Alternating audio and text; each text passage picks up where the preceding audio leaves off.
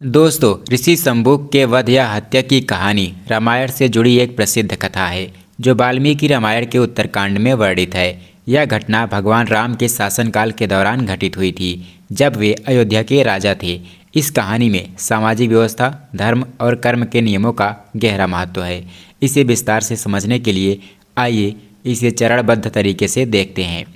राम के शासनकाल में अयोध्या में राम राज्य स्थापित था, जो न्याय, समृद्धि और धर्म पर आधारित था। एक दिन एक ब्राह्मण अपने मृत पुत्र को लेकर राम के दरबार में आया। वह दुखी होकर रो रहा था और उसने राम से शिकायत की कि उनके शासनकाल में ऐसा अन्याय कैसे हो सकता है कि उसका छोटा पुत्र अकाल मृत्यु का शिकार हो जाए। उसने कहा कि यह राज्य में किसी अधर्म के कारण हुआ होगा, क्योंकि राम राज्य में ऐसी घटना अस्वाभाविक थी।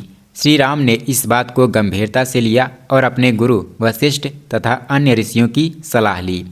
उसके बाद नारद मुनि प्रकट हुए और उन्होंने बताया कि राज्य में कोई ऐसा व्यक्ति अधर्म कर रहा है जो अपने वर्ण के विपरीत आचरण कर रहा है।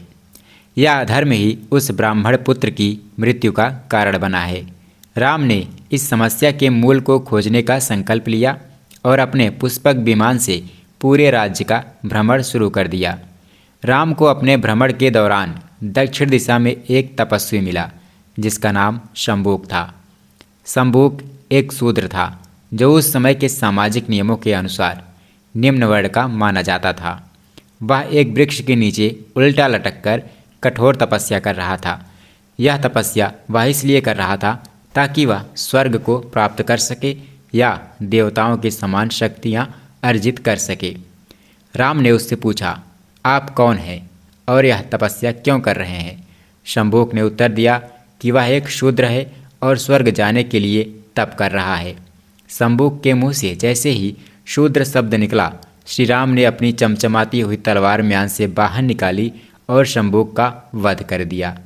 उस समय के धार्मिक और सामाजिक नियमों के अनुसार शूद्र वर्ण के लिए कठोर तपस्या करना या वेदों का अध्ययन करना वर्जित था। यह कार्य केवल ब्राह्मण, क्षत्रिय और वैश्य वर्णों के लिए निर्धारित था। शंबुक का यह तप उस समय की व्यवस्था के खिलाफ माना गया, जिसे अधर्म कहा गया। ऋषियों और शास्त्रों के अनुसार वर्णाश्रम धर्म का पालन न करने से समाज में असंतुलन पैदा होता है, जिसका परिणाम अशुभ घटनाओं के रूप में सामने आता है। राम ने शंबुक के इस कृत्य को राज्य में हुए उस ब्राह्मण पुत्र की मृत्यु से जोड़ा। उन्होंने यह निष्कर्ष निकाला कि शंबुक का यह अधर्म ही उस मृत्यु का कारण है। इसलिए धर्म और समाज की रक्षा के लिए राम ने शंबुक का वध किया। परिणाम यह हुआ कि शंबुक के वध के तुरंत बाद वह ब्राह्मण पुत्र जीवित हो गया। ऐसा कहा जाता है। राज्य में फिर से शांति और समृद्धि लौट आई। देवताओं ने भी राम की इस क्रिया की प्रशंसा की और आकाश से पुष्प वर्षा की। ब्राह्मणों के अनुसार यह घटना राम के कर्तव्यनिष्ठ और धर्मनिष्ठ स्वभाव को दर्शाती है, जहां उन्होंने व्यक्तिगत भावनाओं से ऊपर उठकर समाज के हित में कठोर निर्णय लिया। यह कथा भारतीय दर्शन और इतिहास में कई बार चर्चा का विषय रही है। कुछ लोग इसे राम के न्याय और धर्म के प्रतीक के रूप में देखते हैं, जहां उन्होंने राज्य की व्यवस्था को बनाए रखने के लिए कठोर कदम उठाया। वहीं आधुनिक संदर्भ में कुछ विद्वान और विचारक इसे वर्ण व्यवस्था के कठोर पक्ष और सामाजिक असमानता के उदाहरण के रूप में देखते हैं। उनका मानना है कि शंबुक को केवल अपनी आध्यात्मिक उन्नति के लिए दंडित किया गया, जो अन्यायपूर्ण लगता है। शंबुक के वध की कहानी एक जटिल नैतिक और धार्मिक संदेश देती है। यह उस समय के सामाजिक नियमों और वर्णाश्रम के धर्म के पालन पर जोर देती है।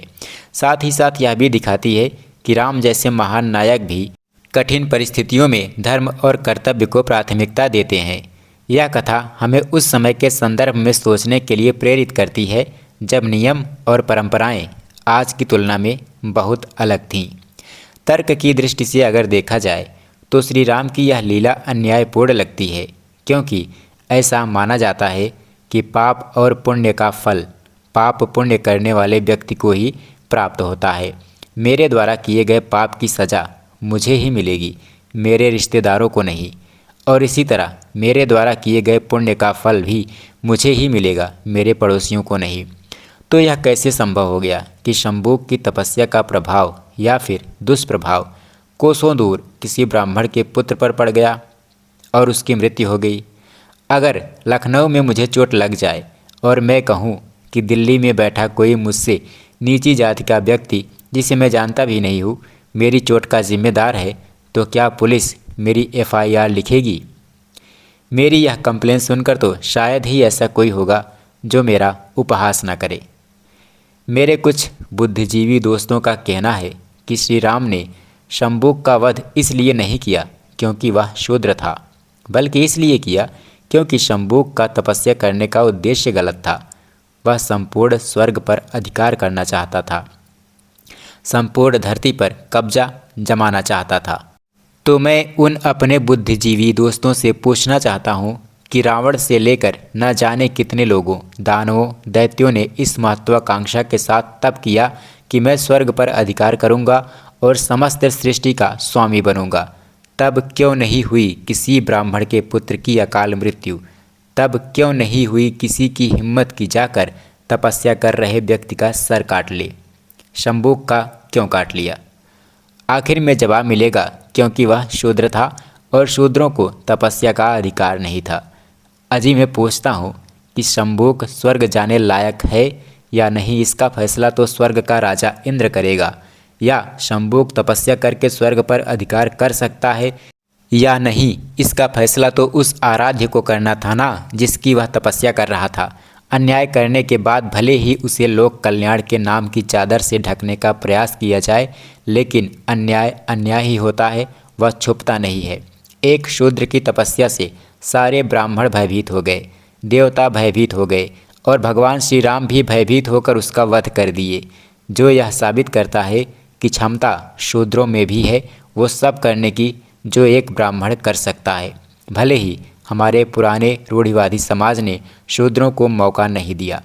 अब निकलते हैं वाल्मीकि रामायण से बाहर और बात करते हैं रामचरितमानस की, जिसे गोस्वामी तुलसीदास जी ने लिखा है। आपको बता दें कि शायद यह शंबुक वध की घटना सामाजिक न्याय और तर्क की कसौटी पर खरी नहीं उतरी, तभी गोस्वामी तुलसीदास ने अपनी रामचरितमानस में इसका वर्णन नहीं किया। इस चीज़ के लिए मैं तुलसीदास जी की प्रशंसा करूंगा, क्योंकि लेखक वही होता है जो अपनी लिखी हुई बातों को तर्क की कसौटी पर कस सके या उसके संबंध में लोगों के सवालों का जवाब दे सके। गोस्वामी तुलसीदास जी ने भी सीता परित्याग और शंबुक वध जैसे प्रसंग से बचने की कोशिश की है। इसका मतलब है कि यह प्रसंग ही सामाजिक भेदभाव को बढ़ावा देने वाला है। यहाँ पर सोचने वाली बात है कि श्री राम, जिन्हें पूरी दुनिया भगवान मानती है, उन्होंने इतना बड़ा अन्याय कैसे किया? यदि वो भगवान थे तो बिना शंबुक की हत्या किए ब्राह्मण पुत्र को जीवित कर देते, ब्राह्मण भी खुश हो जाते और शंबुक जैसे निर्दोष की हत्या भी न करनी पड़ती, सामाजिक संतुलन भी बना रहता। सिर्फ और सिर्फ ब्राह्मणों को खुश करने के लिए श्री राम द्वारा उठाया गया यह कदम उचित प्रतीत नहीं होता है। एक तरफ निषाद राज को गले से लगाया और शबरी, जो कि शूद्र थी, उसके झूठे बेर खा लिए और सिद्ध कर दिया कि भक्ति और श्रद्धा वर्ण या जाति से ऊपर है, और दूसरी तरफ भक्त या तपस्या कर रहे शंबुक का वध कर दिया सिर्फ इसलिए कि वह शूद्र था। एक भगवान के लिए यह दोहरा चरित्र संभव कैसे है? शायद बात कुछ और थी जिसे ग्रंथ में बताया नहीं गया। अब यदि सोचने बैठो तो बहुत सारे विचार मन में आते हैं।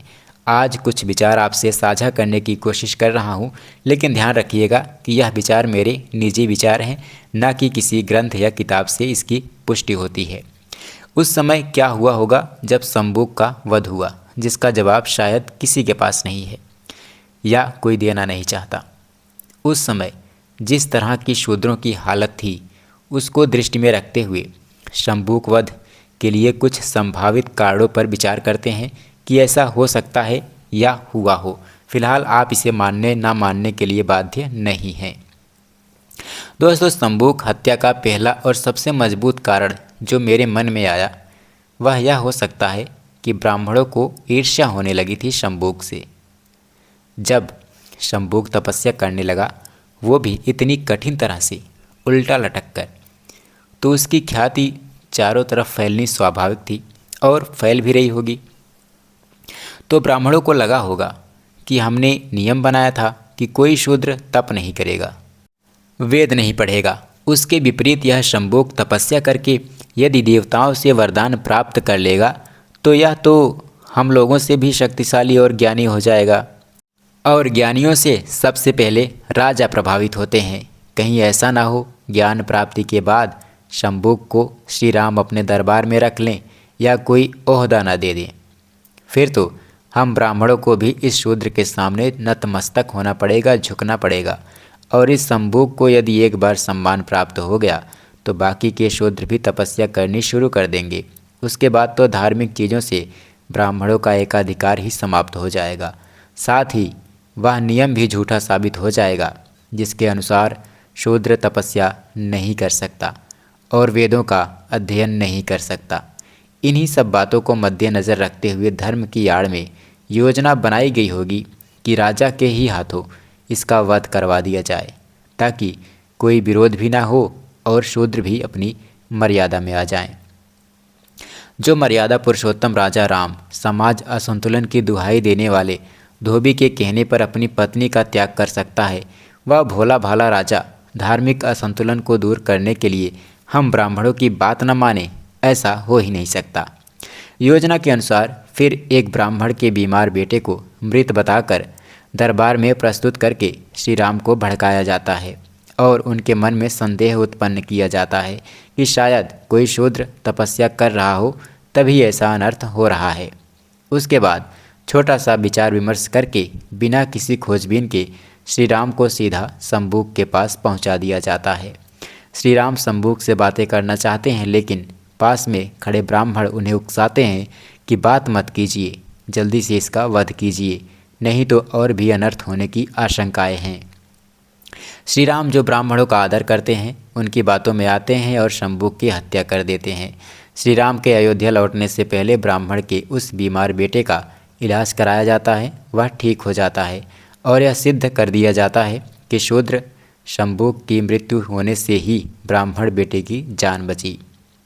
श्री राम का जय जयकार होता है और ब्राह्मण शूद्रों के लिए बनाए गए अपने नियम के आगे लिख लेते हैं, इति सिद्धम। दूसरा विचार जो मेरे मन में आता है वह यह है, चूँकि शंभुक स्वर्ग प्राप्त करने और शक्तियाँ एकत्रित करने के उद्देश्य से तपस्या कर रहा था, जैसा कि उसने श्री राम को बताया था, और स्वर्ग का जो राजा है वह है इंद्र। उसके चरित्र के बारे में आप सब भली भांति परिचित होंगे। वह किसी भी हाल में स्वर्ग का सिंहासन छोड़ना नहीं चाहता। जब इंद्र ने देखा होगा कि यह शंभुक तो कठोर तपस्या कर रहा है और वो भी स्वर्ग के सिंहासन की प्राप्ति हेतु, तो उससे रहा नहीं गया होगा और ऋषियों ब्राह्मणों की सहायता से शंभुक की हत्या करवा दी होगी। वैसे भी इंद्र स्वर्ग की चाह रखने वाले ऋषियों, मुनियों और दैत्यों की तपस्या भंग करने के लिए बदनाम है। इंद्र ने ब्राह्मण बेटे के प्राणों को संकट में डाला होगा और नारद या किसी के माध्यम से संदेह पैदा कर दिया होगा कि इसके पीछे तपस्या कर रहे शूद्र शंभुक का हाथ है। परंतु यदि ऐसा था तो श्री राम के ज्ञान, विवेक और न्यायप्रियता पर सवाल उठ खड़ा होता है। यदि श्री राम भगवान थे तो उन्हें कैसे ज्ञान नहीं हुआ कि यह एक षड्यंत्र हो सकता है। शंभुक भी तो उन्हीं की प्रजा में से एक था। एक प्रजा की रक्षा करने के लिए दूसरी निर्दोष प्रजा की हत्या कैसे तर्कसंगत हो सकती है। शंभुक को समझाया भी जा सकता था, कारागार में भी डाला जा सकता था। यदि शंभुक की तपस्या की वजह से ब्राह्मण पुत्र के प्राण संकट में थे तो तपस्या को भंग करके उसके प्राण बचाए जा सकते थे। हत्या करने वाला आखिरी रास्ता अपनाने की ज़रूरत क्या थी, जबकि शंभुक निःशस्त्र और तपस्या में लीन था। शास्त्रों के अनुसार तपस्या कर रहे व्यक्ति की हत्या से तो महापाप लगता है और देवता रुष्ट हो जाते हैं, लेकिन यहाँ तो उल्टा ही हुआ। देवताओं ने पुष्पों की बारिश की। हद है ना। सच पूछिए तो आज के आधुनिक समय में इन प्रसंगों से हमारे हिंदू धर्म को बड़ी हानि हो रही है। राजनीति करने वाले लोग इन प्रसंगों के द्वारा समाज में फूट डालकर वोट बटोरने लगते हैं। उधर गैर सनातनी लोग गिद्ध की तरह हमारे शोषित हिंदुओं पर नज़र गड़ाए बैठे हैं। वे इन विवादित प्रसंगों को बढ़ा चढ़ाकर बताते हैं, जिससे हिंदू धर्म से शूद्रों यानी एक बहुत बड़ी आबादी को अलग किया जा सके। क्योंकि जब शूद्र पढ़ेंगे कि रामायण जैसे ग्रंथ में उनके लिए शोषण लिखा है, तो वे खुद को हिंदू धर्म से अलग कर लेंगे और दूसरा धर्म स्वीकार करेंगे। फलतः हिंदू धर्म कमज़ोर हो जाएगा। आप इस विषय पर क्या सोचते हैं, कमेंट्स करके ज़रूर बताइएगा। और यदि आपके मन में भी कोई विचार आ रहा है शंभुक वध से संबंधित जो तर्कपूर्ण हो या किसी ग्रंथ या किताब से आपने पढ़ा हो, तो वह भी बताइएगा। साथ ही यह भी बताइए कि क्या हिंदू ग्रंथों में शूद्रों और निम्न वर्ग के लोगों के लिए लिखी गई खराब बातें उन्हें हिंदू धर्म से दूर कर रही हैं। हमें तो डर सताता है कि यदि इसी तरह से शूद्र विरोधी प्रसंग ग्रंथों में आते रहे तो वो दिन दूर नहीं जब हिंदू धर्म का बहुत बड़ा हिस्सा हिंदू धर्म से अलग हो जाएगा। शुरुआत तो हो भी चुकी है। आजकल अन्य धर्मों के लोग हिंदू धर्म के उन्हीं लोगों को टारगेट बना रहे हैं जो गरीब हैं या समाज में निम्न स्तर के हैं या फिर शूद्र हैं। इसलिए हे हिंदुओं, अब तुमको जागना होगा। अपने हिंदू धर्म की रक्षा के लिए, सनातन धर्म की रक्षा के लिए अपने ग्रंथों से दूषित चीज़ों को हटाना होगा और शुद्धिकरण करना होगा।